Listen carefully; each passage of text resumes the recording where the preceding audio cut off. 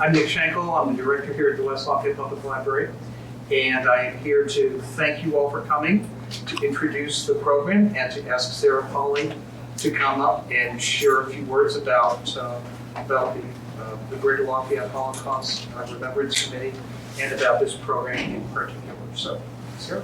Okay. Thank you, Nick. You're welcome. Good evening. I'm Sarah Pali, and I'm the chair of the Greater Lafayette Holocaust Remembrance Committee. Those of us who are on the committee are wearing these brand new name tags, which we are very happy to have. So if you have any questions or would like to volunteer to join us, you can contact any one of us and we'd be delighted. The goals of the Greater Lafayette Holocaust Remembrance Committee are to educate and inspire individuals, institutions, and the media to act responsibly and compassionately in the face of prejudice and discrimination.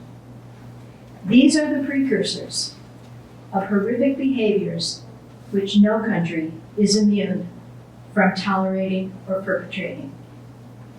We remember the Holocaust and its lessons and believe that all of us have a responsibility to stand up against contemporary violations of human rights.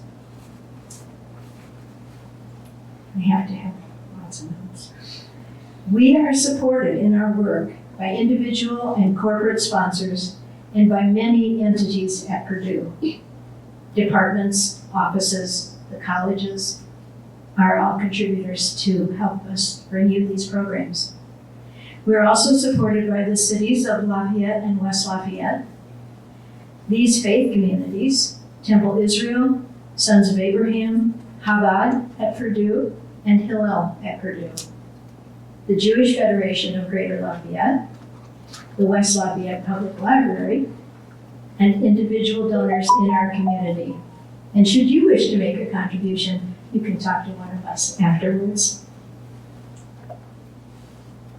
I'm especially excited this evening because our program is a follow-up to an interview on Zoom a year and a half ago with an author named Jordan Stephen Sher. He wrote a book entitled And Still We Rise about the war in Bosnia-Herzegovina in 1992 to 1995. And Merisa, who is our student who is going to be presenting the program tonight, heard that talk and approached her professor, Rebekah Klein-Pejšová, and now we're bringing you this evening's presentation. So we're very proud of her and very pleased to be able to bring you a conversation with her mother, Enisa Spahić, and her family friend, Hasena Begić. Was that right? Good. I practiced. Okay. And they're going to talk about these ladies are going to talk about their experiences during the war in Bosnia and their relocation as refugees to the United States and their experiences here. And Rebekah Klein-Pejšová, who is the Associate Professor of History at Purdue and the Director of the Human Rights Program, is going to facilitate the conversation tonight. So I'm going to turn this over to you, Rebekah, and thank you very much, ladies. Thank you, Sarah. Good evening, everybody. It's nice to see you all here, and especially thanks to you for coming and being willing to have this conversation. So good evening and welcome to tonight's event, which will take the form of an intimate, intergenerational conversation about the experience of the war in Bosnia, in the former Yugoslavia, and refugeedom that followed for Marisa's mom and good friend of the family. I'm just going to say a couple of words here to give a little bit of context. The first thing is that as the conversation is proceeding, I'd like you to think about what it means to experience the bottom to fall out of your world. Right? That everything you know just collapses very quickly. that is the overriding context of the conversation. Otherwise, this story is set against the backdrop of the immediate post-Cold War period of the early 1990s. It was a paradoxical time. And I'll admit for myself, as someone in the early 20s at that time, that I didn't fully realize how paradoxical it was. I was enjoying the good side of the paradox as an American who had a chance to go to this part of Europe after the end of the Cold War, when possibilities seemed limitless, when it seemed that we solved lots of human rights problems that had plagued the region for decades. But there was another side to the story, which is a story of limitless brutality, which is the part that we see in the disintegration of Yugoslavia. So, with this very short contextual introduction, I would like to turn over the microphone to Merisa Spahić, and I'm very pleased that you have put together this program tonight.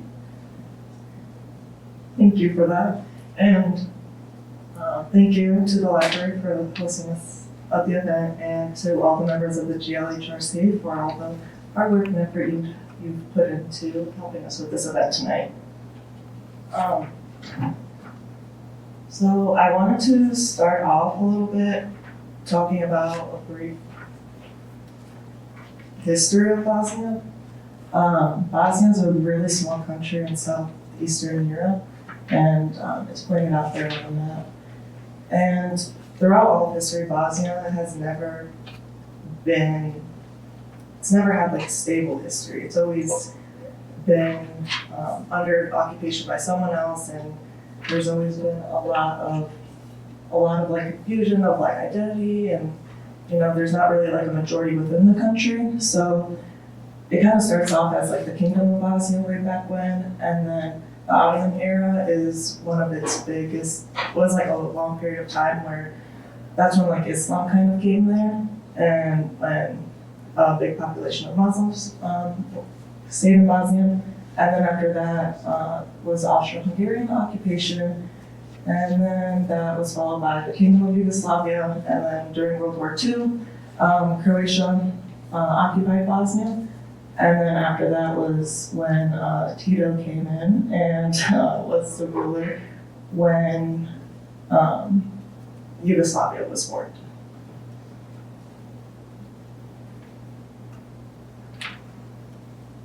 And then on March 1st, 1992 is when the citizens voted for independence at an independence referendum where over 90% of the vote was to become an independent state.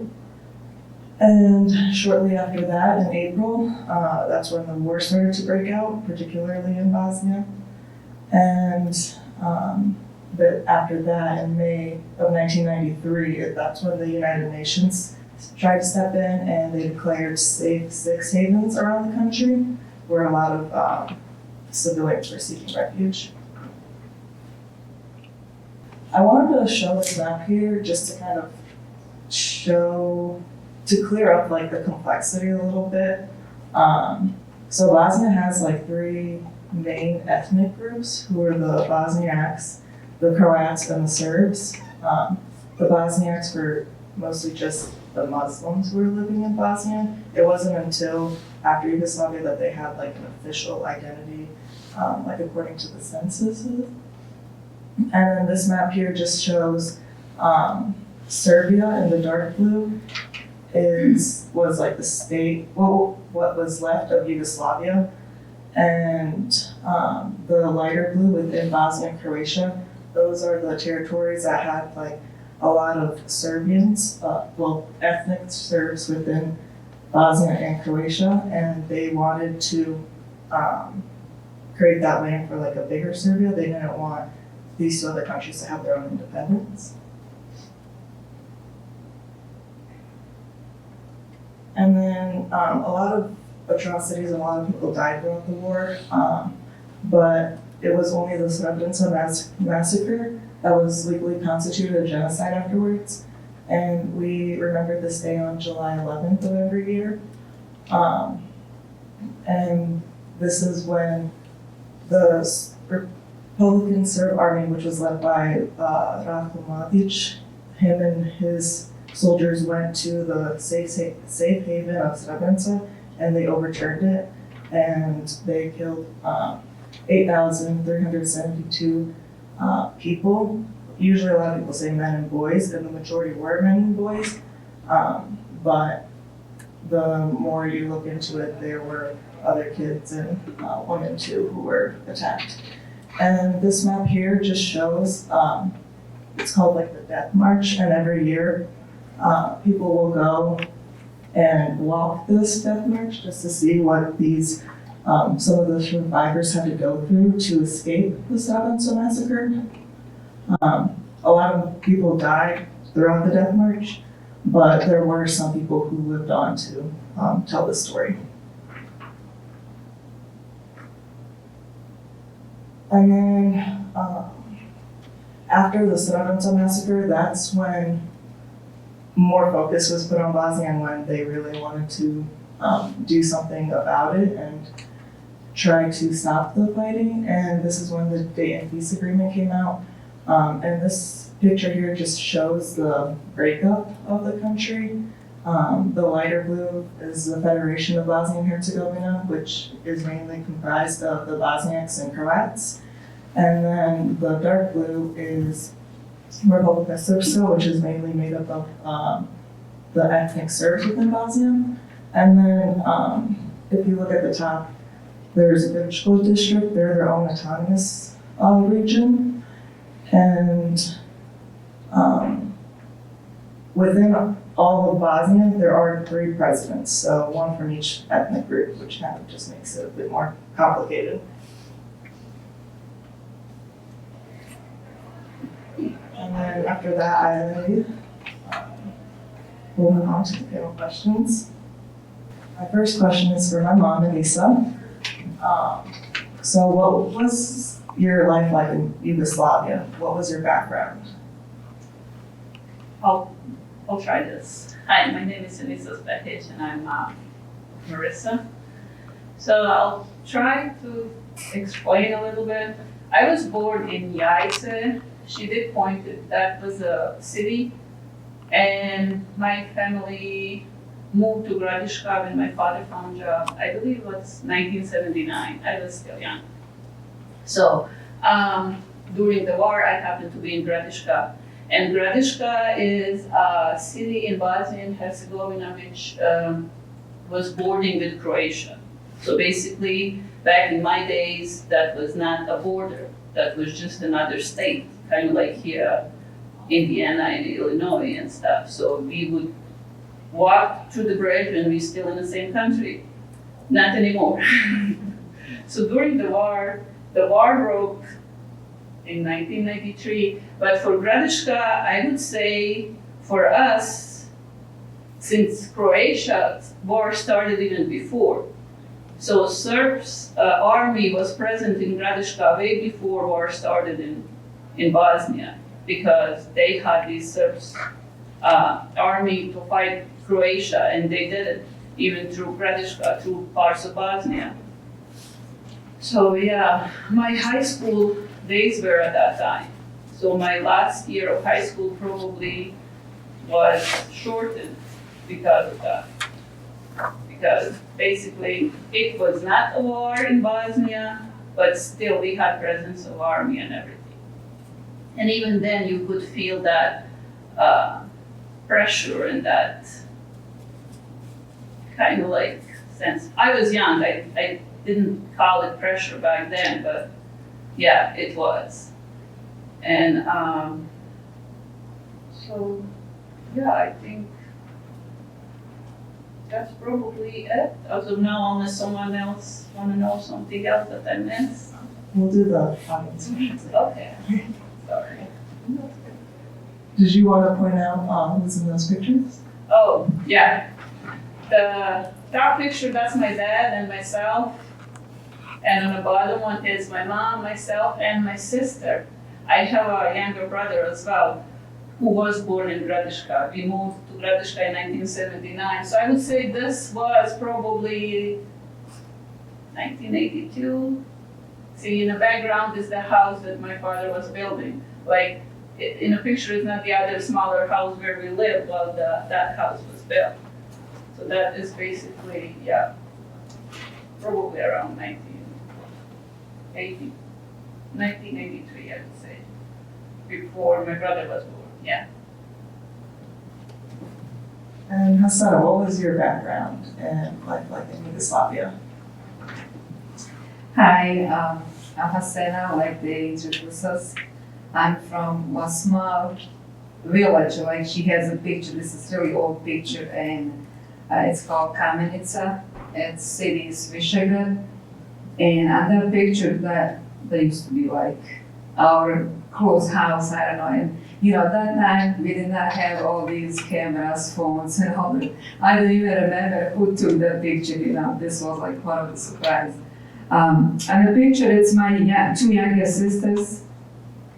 Like on the first left, my middle sister, my youngest one, and I'm on the right side.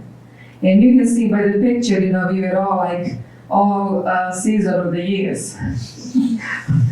Like my younger sister's like winter jacket, I'm in a nice dress, and my sister even probably was not prepared for take picture. They were just like, we were playing out there, and I don't know who came and took picture of us, which I'm happy to have that picture there.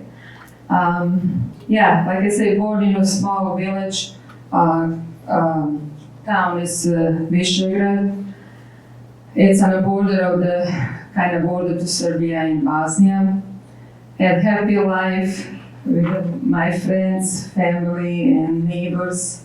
Like any other kids, we did not think about anything else. Just go to school, play, have fun, and of course we had to help parents too. At that time, I feel like we had more responsibility than my kids have now. Yeah, we did help on the field around animals, help our parents, cooking, helping our mom in the kitchen, laundry, everything.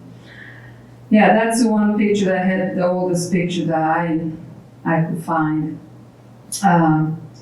My time before war was just happy life with other kids, going to school. Like everybody was saying, at that time we did not know, like, you're different religion, you're different, around different religion, we different. It was all like diversity, inclusion, like everybody's same, and that's how we felt that time. It was no difference. Then, yeah, she'll ask us another question, how all the stuff, but yeah, happy life like every other kid. Thank you for that. So, Mom, what was like the ethnic makeup of Gradiška at that time when you were going to school? Were your classmates Bosnian, Serbians, Croats? Was it a mixture? Well, Gradiška itself, it's probably mostly Serbs, I would say, about 40% Serbs.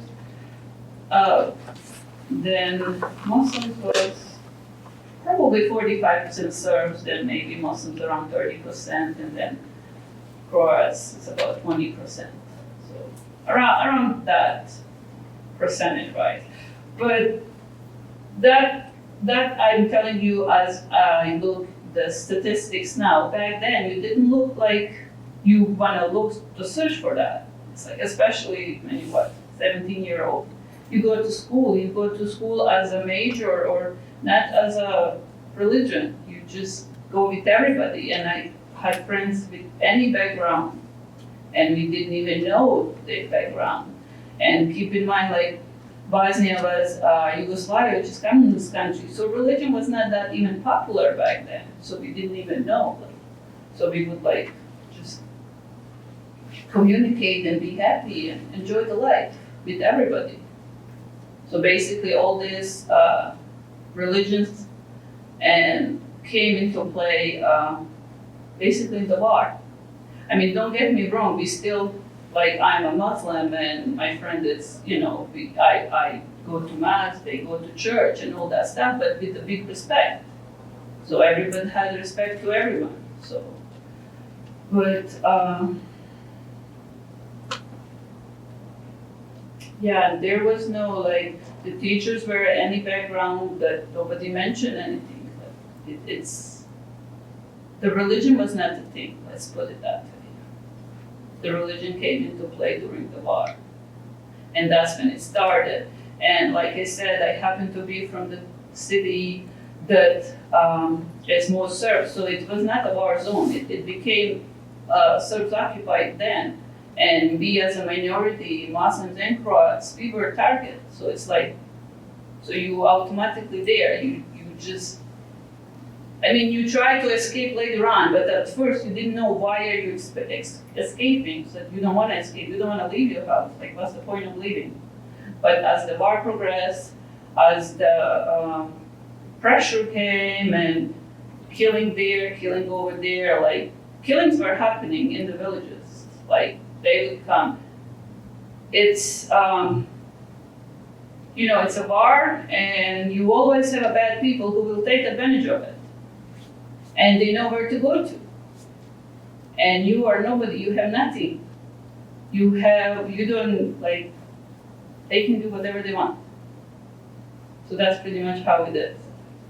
That's probably, 92 was not as bad, but then people started to realizing, yeah, it's bad and has to be,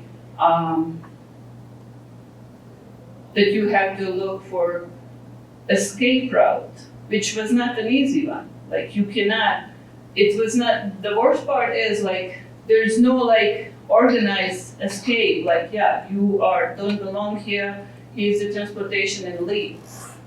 Which in my view is much worse. Like, everybody think you okay, but you are not. So you have to find your own way to do that.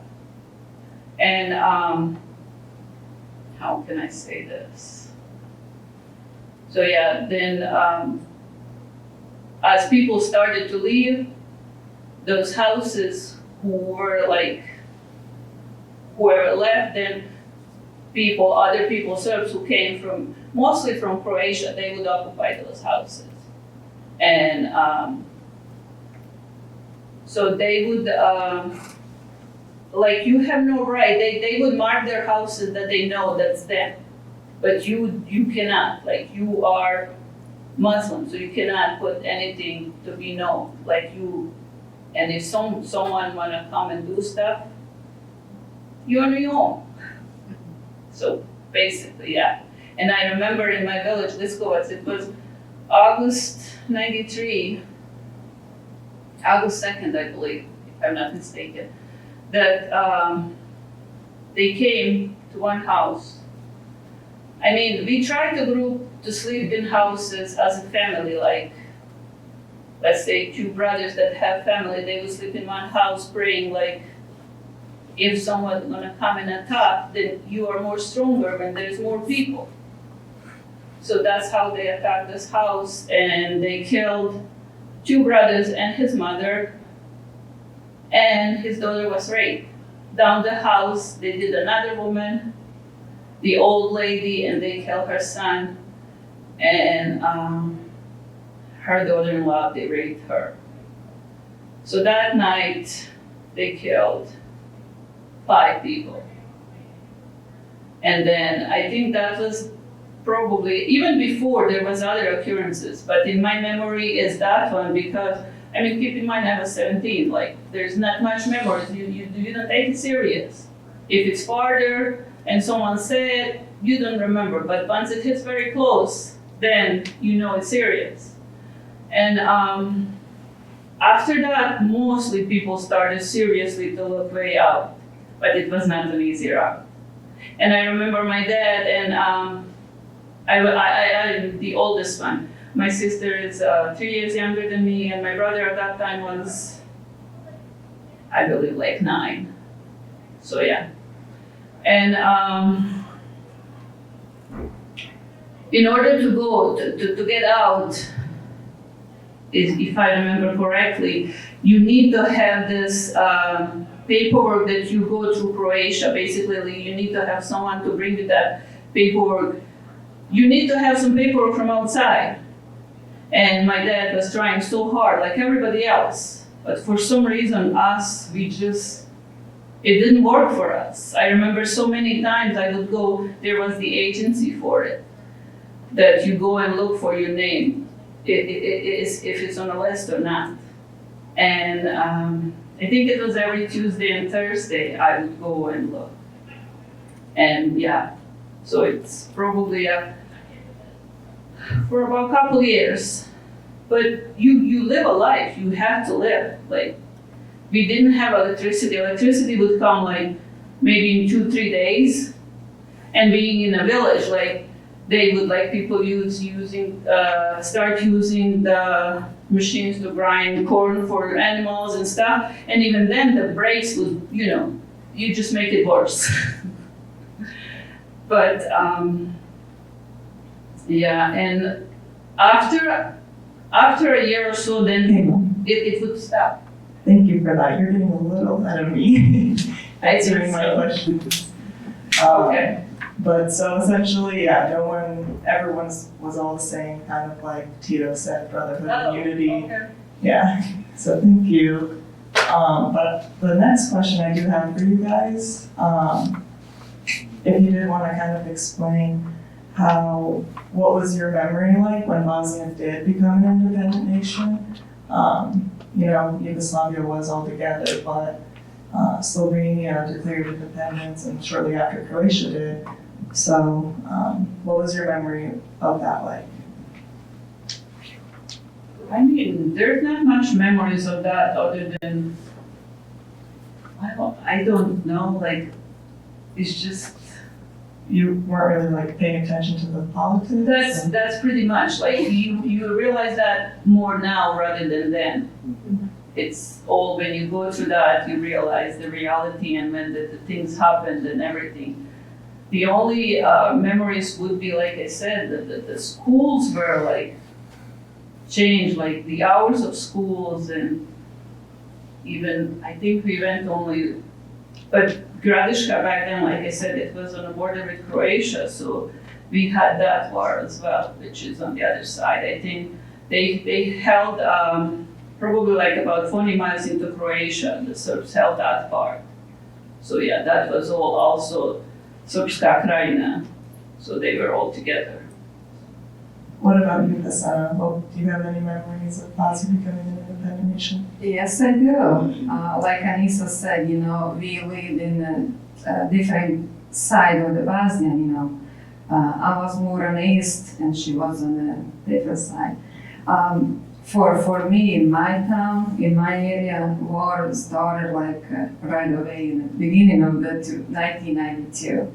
I remember that day, like, not that day, those days, I was like 17, waiting for my birthday, 18th birthday. But I want to say a story about 18th birthday back in Bosnia. It was like 21st birthday here. You waiting, you adult, you becoming adult, you celebrate, have different life. Everybody think like, okay, when I'm 21, I'm different. Which I was hoping for them, for my birthday, it was 18th birthday. But then it was like war started already in Croatia, rebellion. Like Enisa said, like if it's not there, you don't pay attention much. Same like now, there's wars all over. We as people, we don't think much, it's not here, and I'm young, I have fun, we don't think much unless somebody watch news, and then no. That's how it was with me before independence declared. I was just like 17, waiting for my birthday, having fun, My probably parents knew it more than I knew, but then, I'm one of the 9 kids, and I always had big family, my family was big family. But like even before war, my older brother, they went to schools and they started getting jobs, somewhere else. At that time, it was like 3 of us sisters, like I showed the pictures, and my parents and one of my brothers. And then we heard like, I didn't even remember about independence or nothing, you know, because I was not in politics. I just remember when our parents said, and it was just so much commotion in the village, like we gotta leave. I was like, leave where? Yeah, and then one of my brothers somehow came through and he took my youngest sister to the Serbia and to the Austria, like a refugee. And he came back, I guess, to try to take my other sister and me, and maybe, you know, to somehow help us escape. At that time, before he came, already the village people say, okay, you young girls, you gotta leave first. You cannot stay here because if, you know, the opposite side comes, you know, it's lots of rapes and killings and all that. They said, no, you all young girls had to leave, cross the river and to different area, you know, because the line was like coming this way and whoever's on the line, you wanna wait and get killed or like whatever. You gotta better leave alive, you know. That way, my younger sister and I, we escaped to different village, you know, but we had to go down the Rocky Mountain and cross the river on a handmade boat, you know, and to the other side and climb up there and to the other village. But then at that time, my brother came and somehow to try have us to move from there. My mom was there only because we left already. He took my mom. He said, you know, better at least you gotta survive. We kind of split, you know. I split from my mom and my family now is like all over. Eventually, my brother and my dad, they came, we united together and yeah, that's how was my birthday. Oh. Sad. Thank you for sharing that with us. So, we did get a little bit ahead of ourselves, but I'll just kind of, I mean, I guess I can have my mom explain this picture, but You can if you want. you might be a little better at explaining. Just a simple picture saying that it was taken before. We didn't have much pictures, and I treasure these pictures. And this is one of them that shows that, yeah, life is good. Enjoy it. You're 16 years old. And this particular one that's my cousin Saleh and Rebekah. I think, yeah, that's at his house. Just, you know, a little fun. That's a picture prior war, basically. And then this is just a picture of Hasena's village, if you want to explain it. Yes, thank you, Merisa. Merisa was so creative and she tried to get all the pictures, and I was like, you know, I don't have much picture because everything after we left burned, you know, our houses burned, the whole village burned, you know. At that time when we escaped, you don't think about pictures, you know. You think like, let me grab some food to have on the way there, you know, and then not picture. But somehow I got this picture from my other sister that was not there, or some other people. Okay, this picture to the left corner top shows it's my city, Visegrad, and that bridge is like very, it's old bridge and it's, a lot of people go visit. It used to be like you can drive over, now it's like no more driving, just walking, you know, it's like memorial now. To the right side, that's one side of my village, you know, that's where I grew up, that's how it looked like. So you can see the small houses next to each other, family, friends, you know, growing together. And then this one, same thing, just from a look that it's same village, but just like few houses here, few there, and it was like fields around, like for hay, for our animals, or like our field to have calves, or like. Yeah, these are kind of old houses. All these houses got burned through the war. In my house, in my small village, like our house number was 52, I remember that. That means it was at least 52 houses in that village. Everything got burned, like all the garages, sheds, the animals, whatever it's called, the barns. The only one left in that village, a lot of houses had outside restaurants called Pali, the one outside. Yeah. The only one left, and then one chicken coop left. The whole village, everything else was burned or broken or damaged. And we'll show some picture later of our houses. Yeah. I want to say something about this bridge. My side where we live, like I mentioned, crossing the river, all that. I live on the right side of the river. It's called Rina, and to cross to the left side, we had to come to the bridge or somehow cross. It was a big river. It's a big river and fast, Whoever went to the bridge, the bridge is in a town. If you want to go to the town or to cross the bridge, you will probably get killed on the bridge and thrown in the water. Us, we were like, no, we're not going to the bridge because we heard a lot of happening there. And that river, it's called Drina. Later on, they call Bloody River Drina.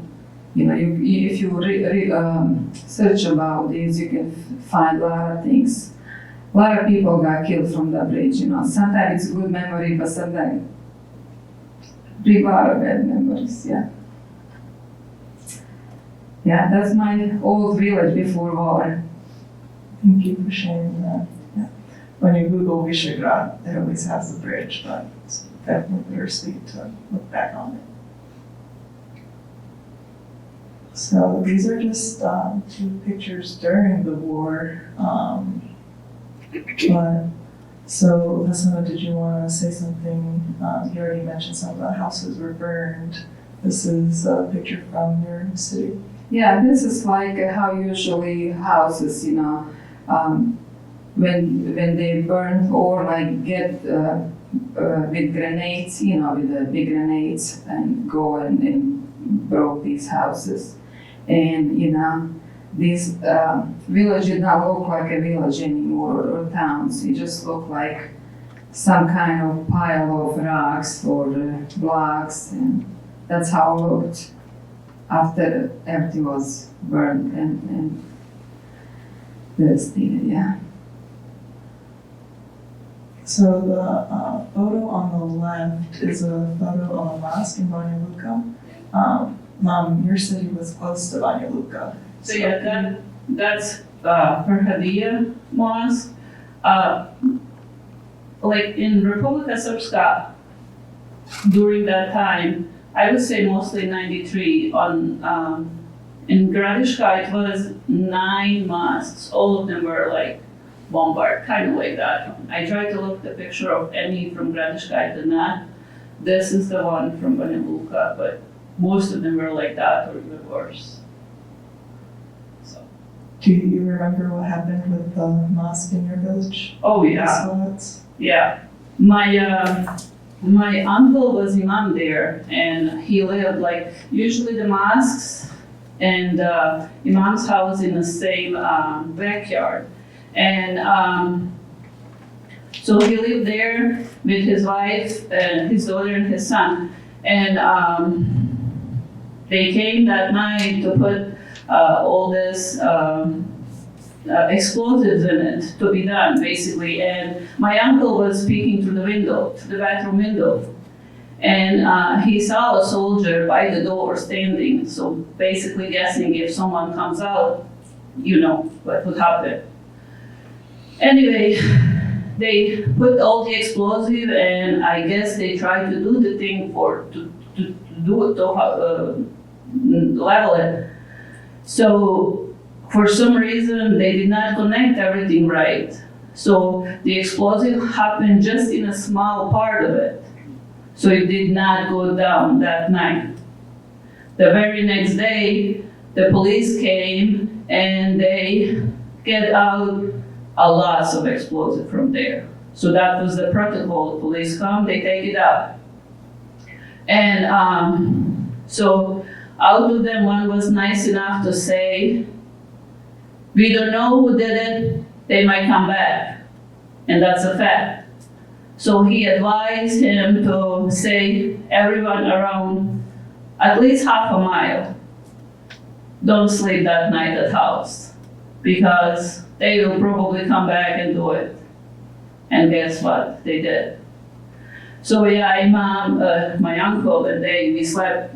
My house is about more than a half a mile from there. So we stayed in our house and he came to our house. And yeah, I remember it probably was 2 a.m. or something. I know my cousin Bilkisa, she's 2 years older than me, so we were sleeping on the same couch. And yeah, you heard that. Like the windows are shaking and everything, so you know what's going on. And yeah, sure enough, it was level. But it, luckily, like I said, it was not leveled down like that. It went all over. So like, and in Bosnia, not just these buildings are made from concrete and stuff. So that stuff is heavy.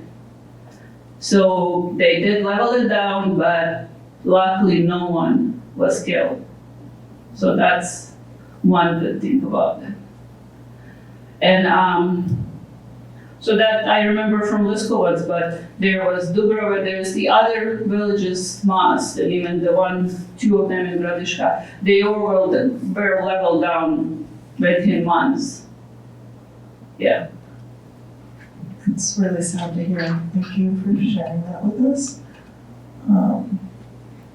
So we can talk a little bit about what happened throughout the war, but eventually you guys made it out. Mom, can you tell us when did you leave Bosnia and where did you go? Yeah, in all that I got married in Bosnia.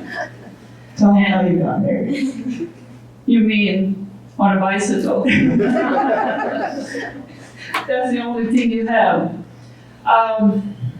So yeah, I got married in December '94.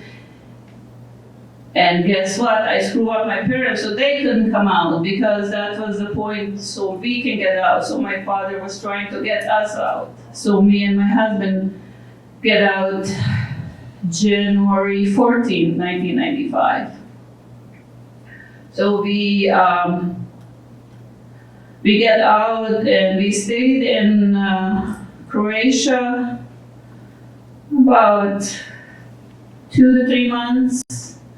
And we did have some families in Germany, and Germany was the main pick for refugees, kind of like a magnet. You know, when you have someone and you just hear, then you just try. You think for the best. So we managed to get to Germany, who knows some ways, but not legally, let's put it. Gotta do what you gotta do. Through the forest and stuff. Anyway, Germans were nice enough, so they just gave us the roof, they gave us food, they gave us everything. So we stayed there for about 2 years. Germany, the picture on the right, that was the picture that we, when we first came to Germany, they had, it was in a city, Cologne, and they had a big ship station. And the cabins were the one they would give you the cabin per family, and you live there, and they will feed you, like there was food for you, just go and have like breakfast, dinner, and lunch. And you were there about 2 months until they find you like a permanent solution, which is this house. So this house was, they call it Hayam, I believe. This is like, in Germany, they have so many of these places where they put refugees. They would like give you places. So in this particular house, there was 3 of us families from Bosnia, and there was 2 or 3 families from Russia. So it was a solution for refugees, not just Bosnians. And yeah, that's where I lived from 1995 to 1997. Didn't you say it was like a bakery? Oh, the building itself, water rain, I believe, I think it was like a bar or something on the main level, and the top level, that was the landlord of it was saying. And on top level was like apartments for workers who were there. And then I guess the landlord decided to sell it to, I would say, to the state or someone, so they converted it to the, like a little apartment. It's not the apartment, it's just the separate rooms. We still share the bathrooms. Like main level had one bathroom and 3 families stayed there. The middle level was 3 of us families share one bathroom. And yeah. And on the main level, they had the kitchen for us. They would give us money to buy food, but there was just one kitchen with like 2 stoves and, you know, all the needed stuff that you cook there. So you cook for yourself, but you share the kitchen. So did you want to tell us when did you leave Bosnia and how was that process like for you? Yes, I wanna, but you know, if I can say a little bit more before this one, I wanna talk a little bit during the war, you know. During the war, when I escaped my village, we moved to, it's supposed to be the other villages, but then like Merisa said, they declared like have like a safe havens, and one of them was Žepa in Srebrenica that I was in Žepa, and then we somehow looked like Žepa's gonna go down, like they're gonna take over that land. Then we moved to Srebrenica through the it's not like no one's land, but like the Serbian and Bosnian Serb controlled that land. We had to somehow go there to the safe haven, like it's called safe enclave. Then we stayed there, and I want to mention a little bit about Srebrenica before I go move to the leave country. You probably, a lot of you know what happened in Srebrenica, Bosnia, that Merisa was talking about. Over 8,000 people got killed in one day, just in one day. This is what happened. It used to be, we have a safe haven. The United Nations was controlling, like, keep those people safe in the area. It was not a big area. And going towards the area, my dad said, no, we're not going down there. We can go back to the Žepa. I was like, again, go through the area that we came from, like maybe 6 months ago. I was like, why we cannot go there? Why we not going like everybody to the center, of the town? He said, I survived one war already, World War II, 1991, 1941. And he said, and I know if it's a lot of people in one space, in a small area, it's gonna be like boiling pot of the people. He said, we're not going there. I was like, but everybody's going this way, and we're walking opposite way. I was like, oh my dad. But on the end, looks like he knew what he was doing. He was older guy, my dad, and that's what happened. We somehow went through the area again. Not easy, it was so scary. You never know behind what tree you can get killed, soldiers are in the woods, But somehow we managed to go to the other safe haven. On the way there, we even saw like trucks, or cars or the people that got killed, like bloody pillows or blankets. I was still young. I was so scared, like to the death. Oh my God, where are we going now? I wish, like, why we didn't go to the Srebrenica, the small area that was protected. But like Merisa said, at the end, United Nations also, keeping the area safe, and somehow they let the other how to tell them, how to name them, I don't know, but just like evil people let them in and they start killing other people. That's what happened. Like in one day, 8,000 get killed.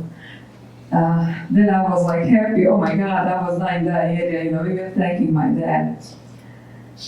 But then, after that, Safe Haven, they took over that one. It was the next one was one that I survived. I was like, oh my God, now what are we gonna do?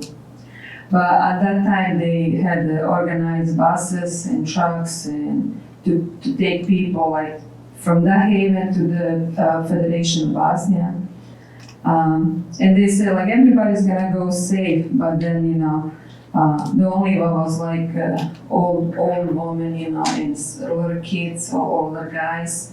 That just if you any age of 12 or if you boy 11, 12 and you look like you 12, you'll be probably pulled out from the bus and taken away from parents.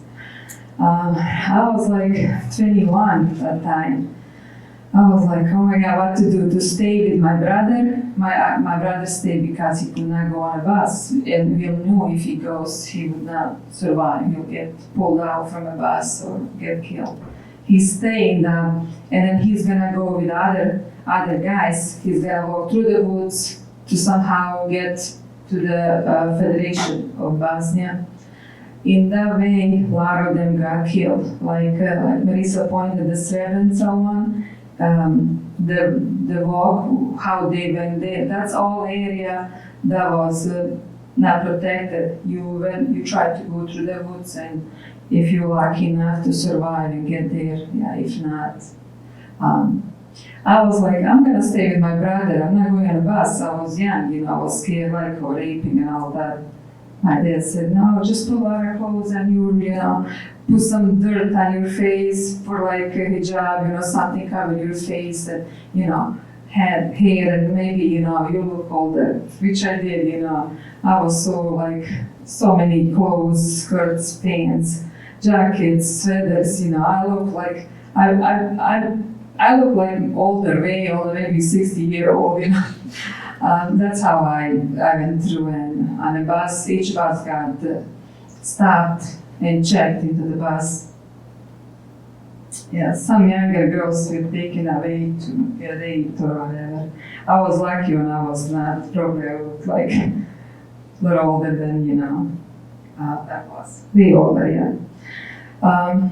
Then I finally came to the safe area, Federation of Bosnia, with some other family, friends, neighbors. My brother stayed there. Luckily, like a month and a half, he survived in the woods and he escaped all those woods and all that. We reunited together in Zenica, and then we can talk about. Then I got married there. I was like, okay, I met my husband. He was refugee in that same city from other city, Jajce, actually from same city where Enisa's from. Somehow he escaped that place and he was in a town called Zenica. And when we escaped from my town, we went to somehow Zenica, And when you're refugee, you go on a bus, they just tell us, just keep together, family keep together. You're not asking where I'm going, or you just go wherever they put you, But they still wanna, when we came to a safe zone, they wanna still keep us together as a family. They said, don't go in different buses, try to keep family together because the whole family is gonna go in probably one town and the other few buses to different towns. Whoever could help, like these refugee people. That's when I met my husband, and then, we tried to, So your death marches kind of through the woods, but you ended up in Zenica, and that's where you met your husband. How long were you in Zenica for? I came to Zenica in 1995 after the war, almost out. Then from that city, I moved to different city where my sister, it's a capital city, Sarajevo, capital city of the Bosnia. my sister lived there before war, and we somehow wanted to unite with her. We and my other oldest brother. We moved to Sarajevo, and I lived there maybe for a year and a half. Then I got married to my husband and moved back to the Zenica. So, when you wanted to, and this is after the war, is this still during? After, This is after the war? yeah, just after war stopped, yeah. You were still in Zenica. Mhm. So when you tried to first leave Zenica and come to America, how was that process like for you?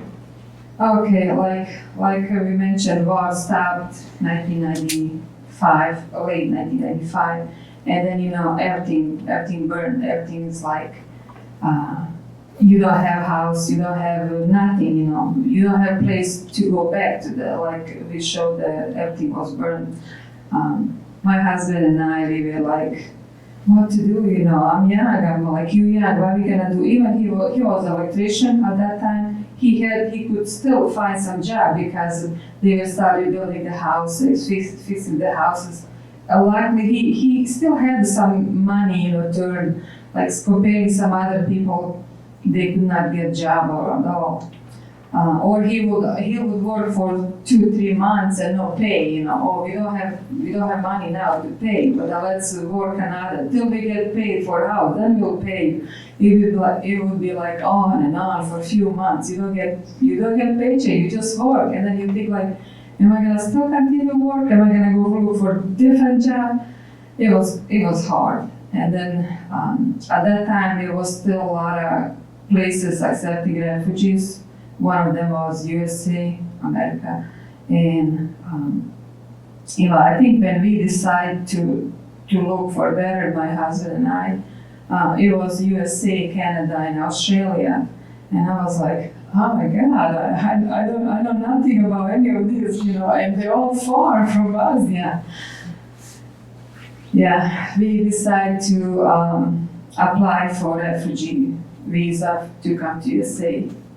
But to apply, we had to go through, now I'm mentioning like it's end of the war. Now we can go to Croatia, or like we can go to different states, but you don't have money, you know, where you gonna go? We still somehow, my husband work and get some money, and we'll go to Croatia and apply for a refugee visa to come here. It took us almost a year, to get all interviews, everything. But then during that year, I got pregnant, My last interview, when I went there, and they said, yeah, everything looks fine, because they had to check, like, if can we go back to our place and what is this? At that time, it was still like, it was Bosnia, but like still Serbian Republic was holding like almost half of the Bosnia. It was not, we could not go back to my town or village. Even if we could, we wouldn't have a place to go. Same thing with my husband, and they gave us, they granted us a visa to come, but they said, how long you pregnant? I was like 7 months. They said, okay, we want you to stay, have a baby, and then we'll let you go. I was like, stay again? Okay, how long? They said, till we have baby, but then I had to do the whole process again for my baby now, even I got all the paper, all the, approval, everything. I still, that's my daughter, Sanela. She was the one. Yeah, she was the one that held us like for 7 more months. Yeah, and then after she was born, we had another 5 months to go through and spending more money to apply for her visa and have another interview for her. And finally, we got approved, and at that time, we came to New York, Rochester, New York. When we tried to move, we always want to try to like be close to somebody. But I had my sister like a year before she came, and she was in Rochester, New York. And when we applied for visa, I was like, I have my sister, I want to be close to her. That's how we end up in Rochester, New York. And that's picture of Stanella being 5 months old and my husband and I. That's the first picture when we came to the USA. So that picture was in Rochester before? Yes, in Rochester, New York, yeah. So, Mom, what was the hardest part for you about leaving Bosnia and coming to America? Well, living Bosnia, that we already talked about that. So in Germany, we could not get a residence in Germany. Like you considered a refugee, and the moment it's that you can go back, you have to go back. And us being from the city that we are not welcome, so that's we could not go back to Gradiška. So that's how we started looking into other options. Actually, my husband and his family started. I was depressed.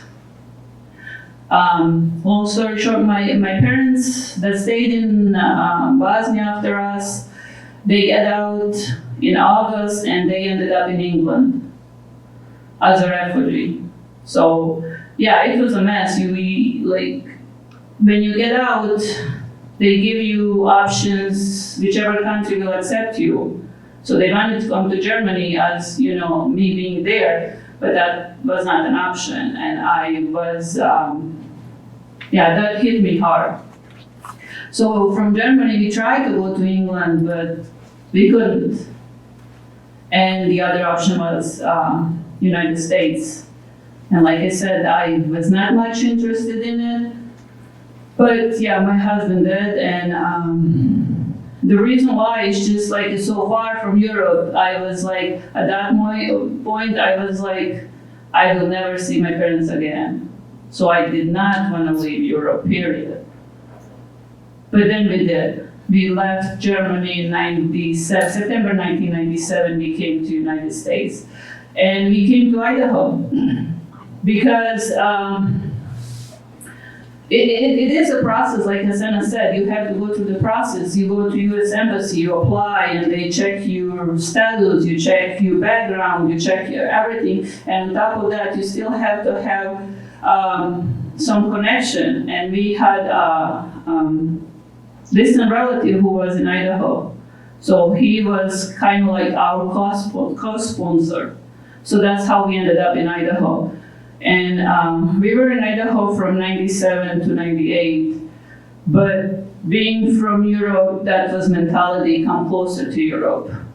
So the friends that we met in Germany ended up in South Bend.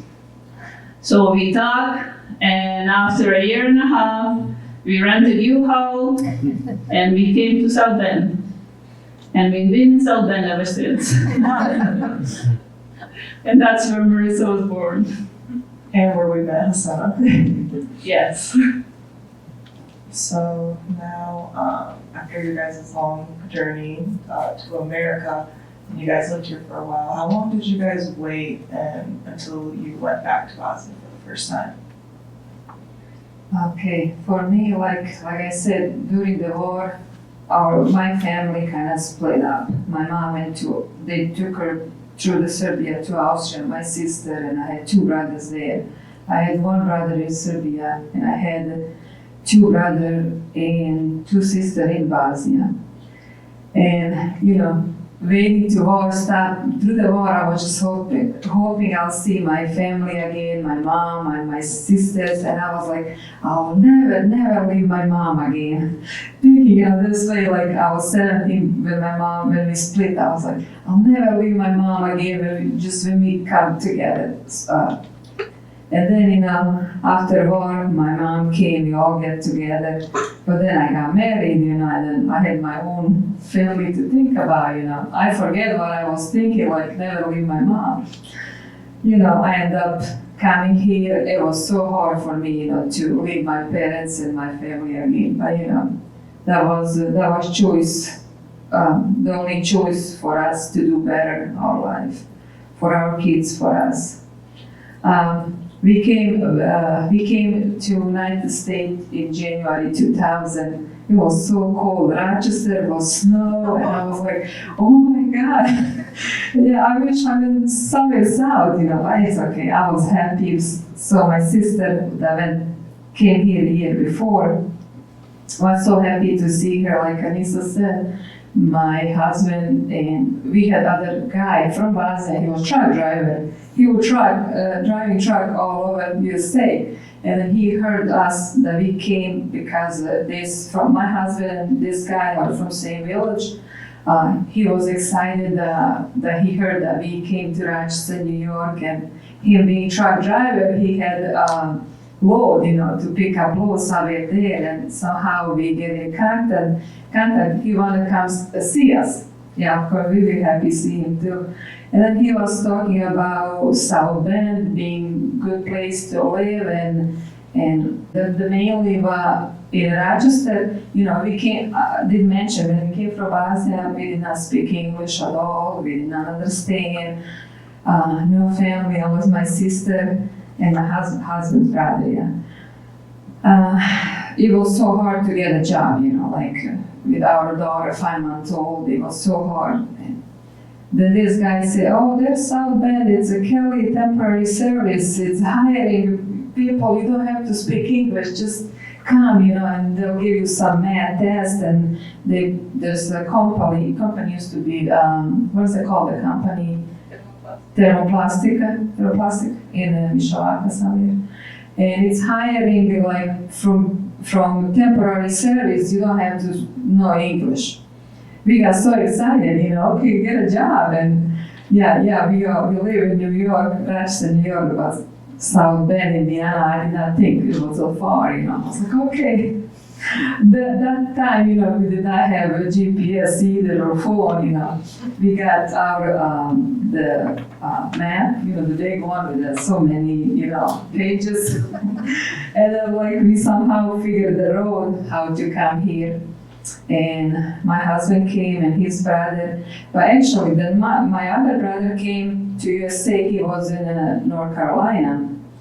And then he was saying, yeah, you can come here, but it's so hard to get a job. You want to come see, it's nice weather and all that. My husband came to South Bend and his brother and 3 of them. And then they drove to North Carolina, and they decided, yeah, South Bend is a better place for raise family and have a job. That's how we end up to South Bend. But mentioned, we pay, like she said, we pay big U-Haul truck to rig our stuff. But all the furniture that we had, it was just from the somebody threw outside the curb. We collected furniture, and I was like, why we even paid a big truck?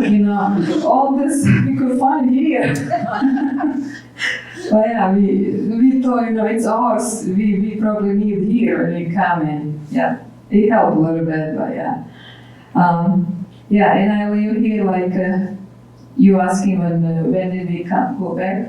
Yeah, when was the first time you went back to Bosnia after you came? Okay, I came 2000 in January, and like I said, I miss so much my mom, and I was crying every day. But my husband started working in this company that to me it was like, oh yeah, it's good money. We try to save every penny, not to spend just only if we have to, McDonald's was like something, like once a month, and kids meal, nothing much. We save some money, not a lot, but to us it was a lot of money that we can afford to go visit family. 2 years after, I went to visit my family, my dad, my mom, but that time it was still, we could not go back to village, because the village and my town that I was born, it was still not safe that you can go there. These pictures I have, these are pictures probably later than maybe 2010, but the first time that I went to village, it was 2007. That means I left my village, before war, during the war, 1992, and first time I went back, it was 2007. After my first time I went, it was like, oh my God, this is not my village, remember, I still had a lot of memory how I left the village. And when I went 2007, it was like everything was woods, like a lot of weeds, no roads. Roads are all kind of, grown in, no power, no water, nothing. It was just like so hard. But then my dad, he did not care that he didn't have power, he didn't care that he didn't have water. He just want to go back to his place. He was just like, I don't care what's over there, I just want to go there. He went there and he somehow rebuilt the house. That's my house on the right, my dad's house. You can see how it was all damaged from, it burned and it was damaged from grenades. But then after war, like my dad and some of us kids helped, pitch in some money. He put a new, those are not new windows, but like windows, it was no windows at all, doors, roof. He put everything, kind of tried just like fix it a little bit that he can live. The only way he fixed it was the middle floor. The first floor, it was just like windows, nothing was fixed inside. And the third level was nothing fixed, just the windows and doors. That's his cow. He had a cow, and he was happy, like he's back to his village, like his, old way. That's when we went to visit him. But the house to the left, that's how. This is not my parents' house. This is our neighbor house. That they still did not fix yet, nothing there. But that's how our house looked, kind of, everything, like no roof, burned everything, no windows, no doors. But yeah, my dad's house looked like that now. I was happy to go back, still bring me a lot of memory, but now I have different kind of the view towards my village before and after. So when you first went back, were like most of the houses, like your neighbor's house? Yeah, like that, or see, if the house is built from the bricks, you can still have some walls or some structures, but a lot of houses were built like from wood or like different structures, and you wouldn't even know there was house there. I remember house, but like when you go there, it's just like pile of dirt. But only would be standing, it had to be like chimney from the blocks, back at the village, chimney you have to build from some kind of blocks because of the wooden house, it could burn easily. You would see a lot of chimneys, just chimneys, and I never thought the chimneys looked that tall till houses were burned, the only chimneys were like standing up. Yeah, it's pretty much like that, even worse, see this house on the left, they kind of cleaned it around already, but it was even worse, you could not even go close to the house, everything was kind of weeds and weed vines, all the bushes, yeah. Thank you for sharing that with us. Thank you, Merisa. Mom, how long after you came to America did you wait until going back to Bosnia for the first time? Well, for me, it took longer. The reason being, like, your heart goes where your parents are. So the first time I was able to go, I went to England because my family was there. So I went to England a couple times before I went to Bosnia. So we went to Bosnia in 2004. Yeah, you were 3. You were there. And it was hard. You try to say it as normal, but you still have that fear. Because I was living there for 3 years, being scared from police like hell.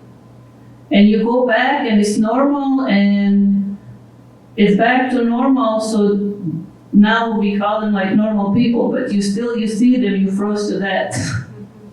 Like, it was hard. I don't know how to explain, but and now I try to go as much as I can, and I always go. It's different. The very first time was hard and with the fear. You cannot believe it's back to normality. You cannot, like, I don't know, it was weird to say. It was different. And that's a picture of my elementary school on that side. And yeah, it's been said that that building was used to torture people during the war inside. So, I mean, now it's elementary school. And, but during those 92 and 93 was kind of like a scary house for us. Yeah. And the one on the left is just Mostar, another city in Bosnia. Well, like when we go now, we try to go places. Now it's different. Like when you go to your home country and you feel like that. But the very first time was tough, to say the least. Oh, that's still Begić. Yeah, so the first time was definitely tough. So yeah, that's on the right. That is a mosque being rebuilt, the one that I was talking about. Sadly, I don't have a picture how it looked before. My sister might have it. If I don't know. I tried to look for one, I could not. And when we were back in 2004, that was the opening of it. So people rebuilt it. So that's how it looks now. That was in 2004. On the left is just Gradiška. Gradiška is a nice city. It's my heart there. And yeah, it's Gradiška. What does that picture say? It says Gradiška. It's just, how do you call it? Cyrillica. I don't know how. Yes, Cyrillic. So it's because, back in Bosnia we had to learn Cyrillic and Latin. So how do you call Latin? Latin letters. Latin letters, yeah. And Cyrillica is mostly associated with Serbian Serb people, so they do like prefer that. And you will see it in Republika Srpska mostly everywhere. You will hardly see the other ones. Before the war, was it? Did you see it around a lot in Yugoslavia? I probably not as much as now. Like even when you start your elementary school, we would have, like I said, you have to learn both, but you start with one. So you have like in my elementary school, we had like three classes of first graders, and there was two that is Latin and then one Cyrillic, and I happened to be the one that learned Cyrillic first, which I'm okay with. Now you can read the signs and go to the shop. There you are. Do you ever see yourself returning there and staying there, moving back? My heart does. Yeah. And as you know, we try to go as much as possible. And but like I said, my family is in England, so we go both places. And now with my parents aging, yeah, we go to England. But to go back to live, probably not. Like we've been here, over 20 some years. And I built my family here.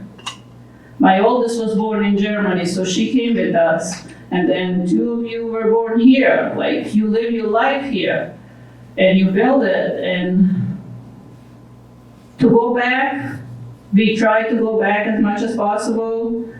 And like I said, my heart goes all the time and it lives there. But to live there, I mean, we are here and we have a good life here, don't get me wrong, that's the main part, that's probably why, like, we build a family here, and kids are growing here.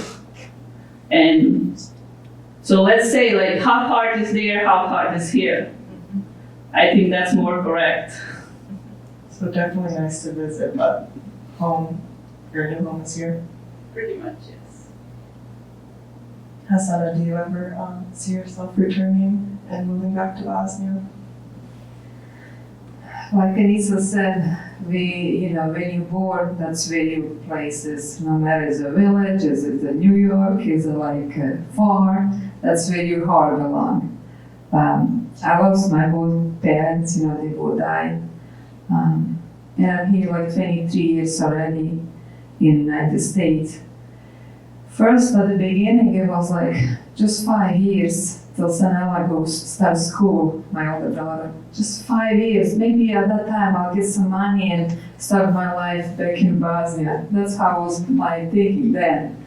But then those 5 years we came here till we start learning English, start trying to work and different shifts and young baby. 5 years went by, we could not go back because we did not save much money that we can go back and start our life there. We just like, okay, be here, it's okay, continue. Little by little, it's 23 years now that we're here in the United States. Probably not. I would like, if sometime when I retire, I would like to go maybe more than just 2-3 weeks. Maybe go for like 2 months or 3 months a year, and then by you are there where your kids are. And I think my kids are here. My older daughter came here 5 months old. She finished school. She finished college. She's a nurse now. I have to brag about it. I'm so happy and so proud of my kids. My younger one, she just started college this year. St. Mary's South Bend. She's going for accounting. I'm so proud of both of them. And I think that's where we're gonna end up. But I was just still thinking, maybe move south a little bit. Or maybe even here, like today when we came here and we had all these weathers, but like it's so beautiful. I was like, it's not far away, but look how nice it's here. She came from South Bend, it's a little bit more north, so it's a little warmer down here, not much. Yeah, and on the left side, that's my 4 of us sisters. I had 5 brothers, one passed away, and these are 4 of us girls. My oldest one, and then the middle one, and then myself, and my youngest one. This was a picture taken when we went to visit Bosnia. For me, a lot of siblings, it was really hard to get everybody into one picture. I tried for years and always somebody's missing. I have a lot of pictures with like 2, 3 siblings, 5, 6, but like never 9, and we lost one brother, like that means we'll never get a picture with all 9 of us. That's a good memory that we all 4 of us went there and get together. Only my oldest sister lives in Bosnia. My other one is like here in America, and myself and my youngest sister, she lives in Austria. But I put that last picture to the right. It was my younger daughter graduating high school. We were so happy, and I just want to share like a lot of happiness too. Even we went through hard time, I just still want to say it's not all bad, in our life. We had hard times, but we have happy events, with our kids growing up, doing some sports, winning some,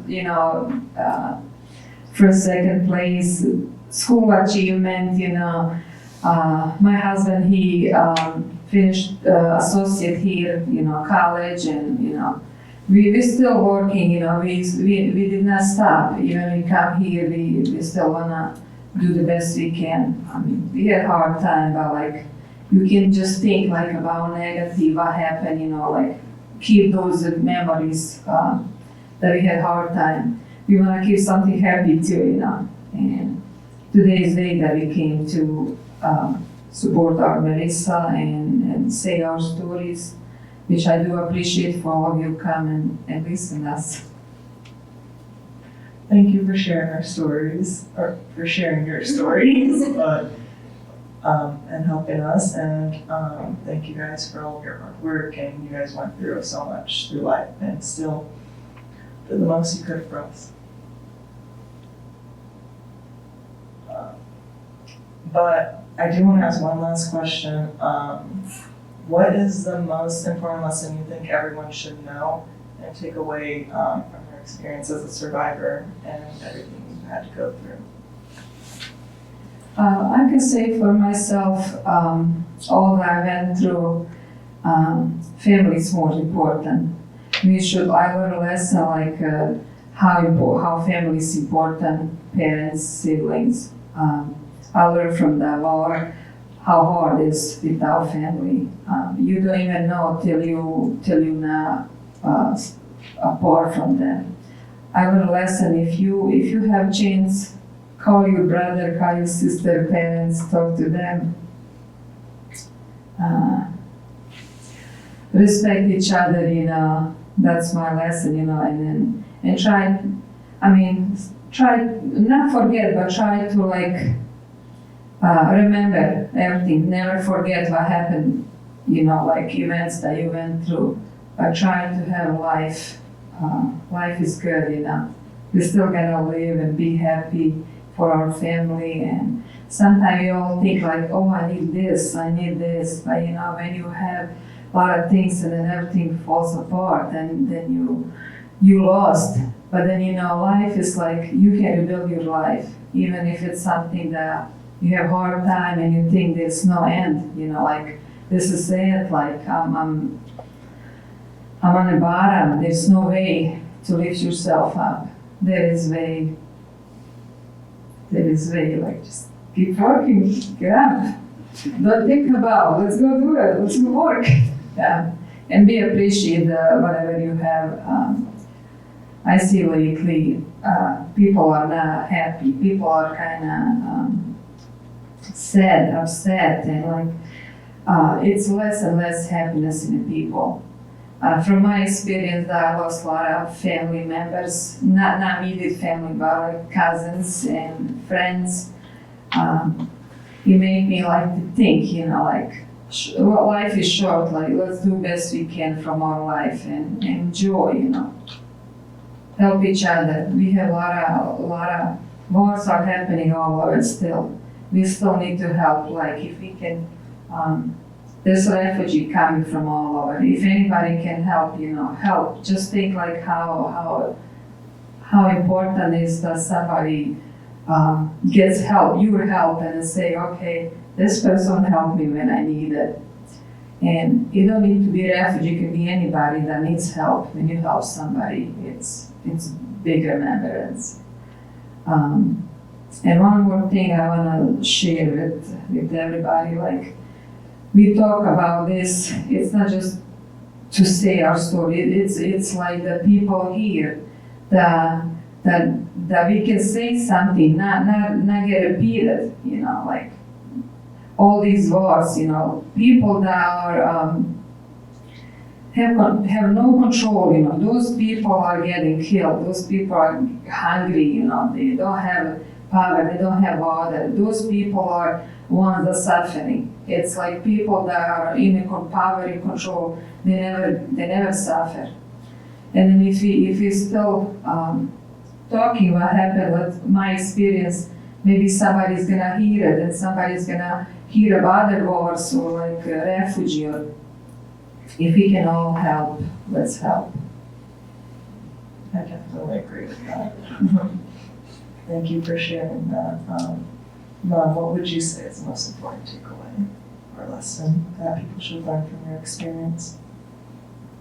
Yeah, I'm a survivor, right? No, people as human beings, they are survivors. When something hits you, you have no choice but to live and live through and make the best of it. And all that is like, the only thing that can keep you going is, I guess, you know, the faith is number one. And in all that, it's a big part to be like, respect is being like, respect everyone and don't think other bad things of anyone. Like when war in Ukraine started, like I could not even watch the news because like when I talked to coworkers about it and they couldn't believe it, it's like, is it real? And I'm like, yes, it is real. I lived and I know what they're going through. But they will survive because they have no choice. Like when something hits you, you just have to live through. Just try to live the best. And like she said, family is the one that kind of keeps you going. But when I mean family, family can be a neighbor, family can be anyone who you are like connect with. As a human beings, we are, I would say, all families. Just be kind, and you are a family. And that goes back to, like I said, as a refugee, once we started, even in Germany, I cannot thank them enough. Or even in Croatia, not alone here. So it's like, all that experience, it's kind of like a family because they helped you. So, yeah. And all that just, you cannot forget, like that stays with you, but if you share, I think that helps as well. And let's just hope it doesn't repeat to anyone. And let's just hope that it's gonna stop in Ukraine very soon. Hopefully. Thank you for sharing that with us. And that was the last question I had for you guys, but if anyone else in the audience wanted to ask a question. You both speak English so wonderful. How, when you're going through all of this, and when you were in Germany, I would guess that you tried to learn a little German to get along, or if you were in coming to New York and you're just, Rochester's not a tiny town. So how did you cope with all those language changes that were just kind of shoved onto you? Like, it goes back to it, you have no choice, you just have to. And I did not learn much of German. And it's probably because I was in war, 3 years, so when we just came out, I don't think we were like normal, let's say. So we have to relive that part first in order to kind of normalize ourselves. And as time went by, we had to leave, so I didn't learn my German. And when we came here, that's when we started. The nice thing when we come as refugees, they do have these programs that they do try to teach you basics, ESL, English as Second Language. And that helped a bit. But then other thing is you start working. And I think the biggest one is that you communicate with people. And that's how you do. And in my experience, people were kind enough that they had patience with me, I would say. So that's pretty much how it is. In my experience, in Rochester, New York, like I came with no money, just a bag with clothes. Some of my baby clothes, my daughter's clothes, some of mine, my husband, it was winter. We couldn't pack much anyway because you wear only one bag. Then we were walking by the one, I think it was some place, I'm not sure it was a church or something, and say sign VIC, V-I-C. And I was like, one person said, oh, that's valid when you have a little kid. If you go there, they'll help you, give you some food and all. I was like, okay, I want to go there, but how, My husband said, how are you going to go there? You don't speak English. How are you going to say? I said, I'll just take my daughter, 5 months old, and just go there. And I'll bring all my paperwork, like I came a month ago, That's what happened. I walked. We did not have a car at that time.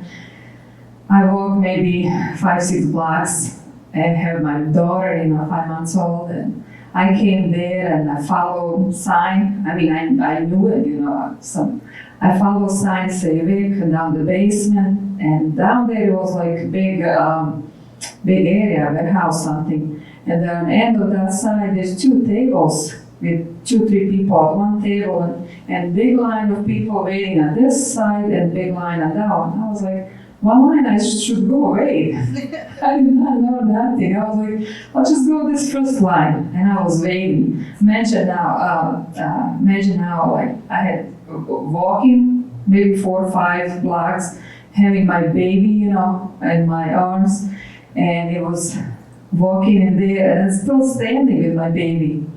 I was like, man, when I'm gonna come to the line, But then maybe in a 15-20 minutes, I come to the table. The only I knew to say Vic, and I give him all my paperwork. And they were asking me something, I didn't understand nothing. And one of the lady, stood up from the table, she went to a different table, and they were talking. I didn't know nothing. I was just like, they trying to figure out what they're gonna do with me.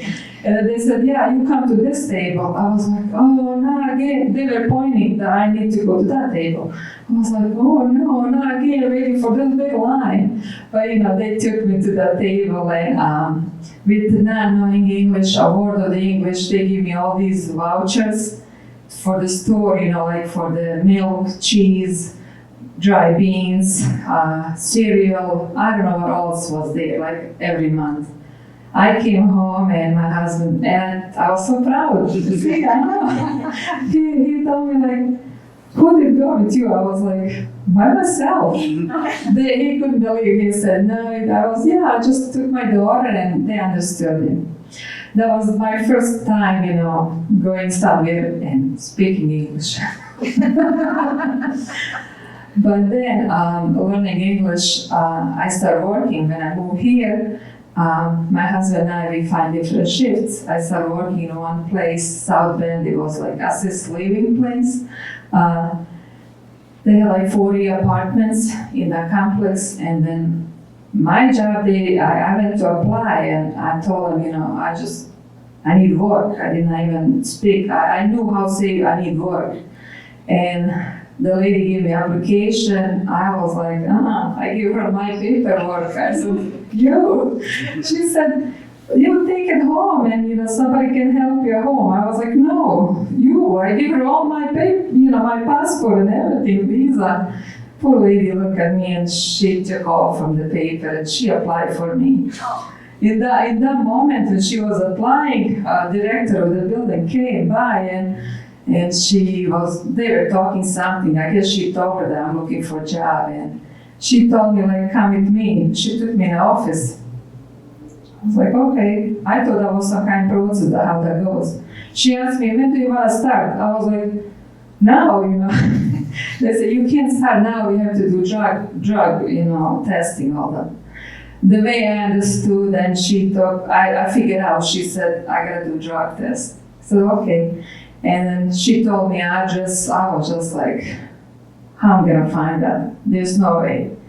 This lady, this director of the building, her name was Grace, she took a paper and pen and she drew roads. This road is called Douglas, this road is 23 State Road, this turn left, and all she drew a map for me. That's how I followed the map and find the testing center.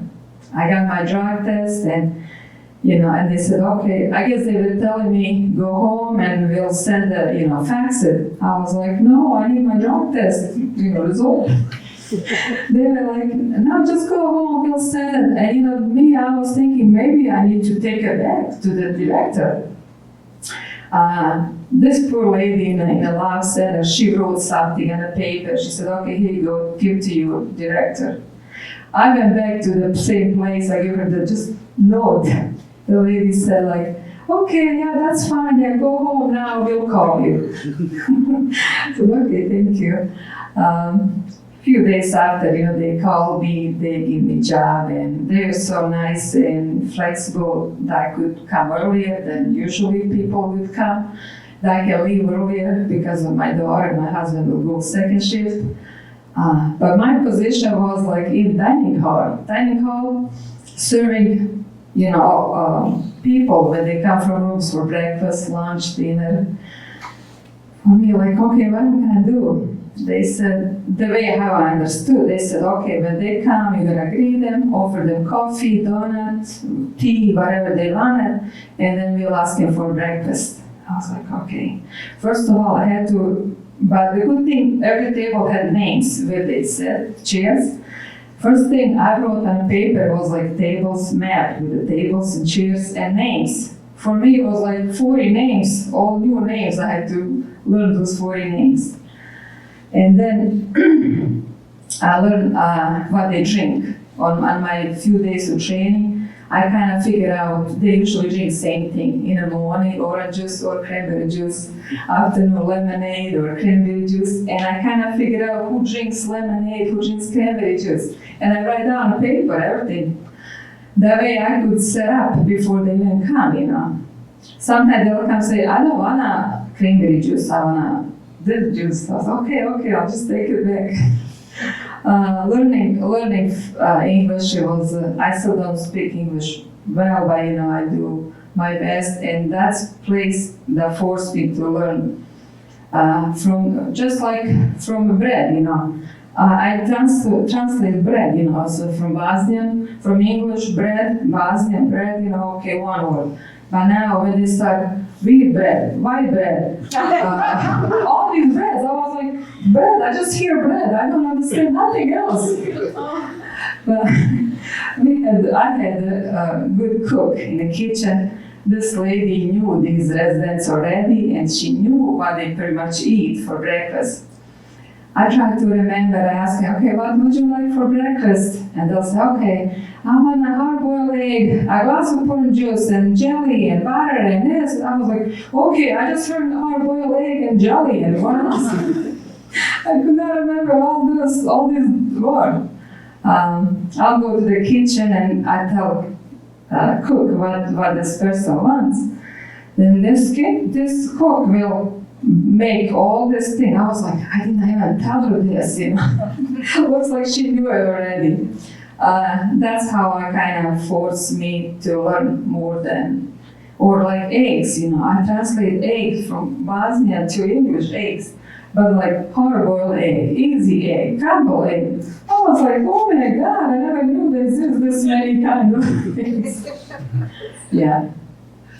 Thank you. Thank you for the question. Thank you. May I ask one follow-up? So my question is this. We've just had this wonderful event, and I've gotten to know Merisa a bit in a few classes over the past 2 years. And so I wanted to ask you, when did you start sharing your experiences with your children? And how did you share your experiences with your children? For me, like, that was daily talk after war. Maybe like friends come over, we would, talk, even I even realize kids are there, We did not just like take, okay, daughter, come here, I want to share this experience. But she kind of learned a little bit here, a little bit there, and if she had a question. But yeah, I do share, and I always want to try to have them understand that life is not easy, but it could be worse. Or, you're one, sometimes you're not in control, that you can control your life, what's going to happen, but you are in control, how you're going to come back, how much you're going to fight to get back on your feet, and still be nice to each other and respect each other. I think that's the best thing that I learned, and like being nice, like to other people. I never got back somebody not being nice to me. Through the work, I had a lot of experience that I learned language, and other people understand our struggle and be there, help us. And our kids, we don't talk much, but they do know our past and how hard it was for us to come here, and I think they appreciate it. Well, it's hard to say like, I would agree with Hasena. I think it comes with, from the beginning, like, your background and they realize they're different. Like, my oldest was born in Germany and I had my husband's family, so that was the only communication. And as I mentioned, the house we lived in, we had like 3 Bosnians family and 3 Russians family. And Bosnian and Russian there's some similarity, but there's no similarity with German. So yeah, when she goes out, she knows that we don't fit there.